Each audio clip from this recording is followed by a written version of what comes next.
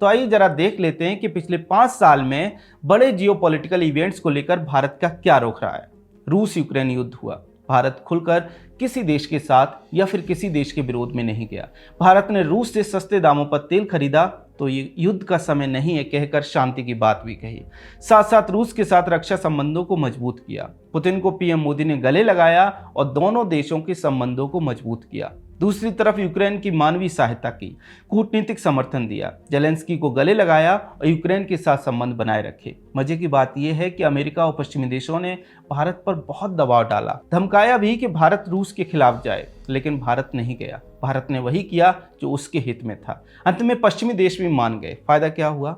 रूस से सस्ता तेल भारत आज तक खरीद रहा है। यूक्रेन के साथ भी रिश्ते बढ़िया हैं, अमेरिका के साथ भी बढ़िया हैं, पश्चिमी देशों के साथ ट्रेड डील्स हो रही हैं। इसे विदेश नीति की भाषा में strategic autonomy, multi alignment, India first diplomacy और इशू बेस्ड अलाइनमेंट कहते हैं, और कुछ विदेश नीति के जानकार इसे मोदी डॉक्ट्रिन भी कहते हैं। भारत आज तक अमेरिका और रूस के साथ एक साथ डील करता है। दोनों विपरीत ध्रुव हैं, लेकिन भारत रूस से रक्षा और ऊर्जा के लिए समझौते करता है तो अमेरिका के साथ क्वाड में भी बना हुआ है, ट्रेड डील पर भी बातचीत करता है। फिलिस्तीन को लेकर भारत का आज भी वही स्टैंड है। बस अंतर ये आ गया है कि अब भारत इजराइल और फिलिस्तीन के बीच संतुलन नहीं बनाता, बल्कि दोनों के साथ अलग अलग संबंध रखता है। अब ये जरूरी नहीं है कि पीएम इजराइल जाएंगे तो फिलिस्तीन भी जाएंगे, बिल्कुल भी नहीं।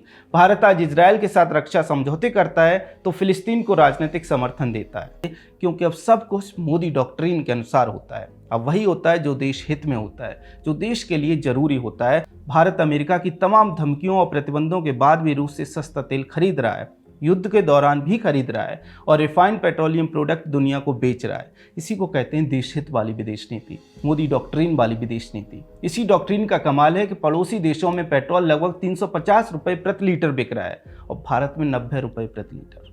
आज भारत पाकिस्तान पर हमला भी करता है, बदला भी लेता है, घर में घुसकर मारता भी है। चीन के सामने बॉर्डर पर सीना तान कर खड़ा हो जाता है, जरूरत पड़ती है तो गलबान भी करता है और देश हित के लिए एससीओ और ब्रिक्स में चीन के साथ बैठता भी है। सिर्फ इतना ही नहीं, G20 सम्मेलन भारत में करवाता है, अफ्रीकी संघ को G20 में शामिल करवाता है और ग्लोबल साउथ को नेतृत्व भी देता है। मोदी डॉक्ट्रिन की एक ही फिलॉसफी है, इंडिया फर्स्ट।